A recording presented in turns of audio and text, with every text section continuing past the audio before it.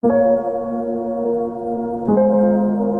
mabuting balita ngayon, makikita natin si Jesus sa sinagoga sa araw ng pamamahinga kung saan napansin niya ang isang lalaking tuyot ang kanang kamay. Alam na Jesus ang iniisip ng mga skriba at ng mga pariseyo, kaya tinawag niya sa harapan ang lalaki at sinabi, "Alin ba ang ayon sa kautusan, ang gumawa ng mabuti o ang gumawa ng masama sa araw ng pamamahinga? Magligtas ng buhay o pumatay?" Para kay Jesus, ang araw ng pamamahinga ay naging pagkakataon para sa paggawa ng mabuti, para sa pagpapanumbalik ng buhay at pagpapakita ng awa ng Diyos. Pinagaling niya ang lalaking tuyot ang kanang kamay bilang pagpapakita na ang pag-ibig at habag ng Diyos ay una sa lahat kaysa sa legalismo. Ang reaksyon ng mga skriba at ng mga pariseo ay puno ng galit at planong patayin siya dahil sa ginawa niya. Dahil sa tigas ng kanilang mga puso, hindi nila nakita ang milagro ng Panginoon sa harapan nila. Huwag tayo maging kagaya ng mga pariseo at ng mga skriba na puro legalismo lang ang pagsasabuhay na kanilang pananampalataya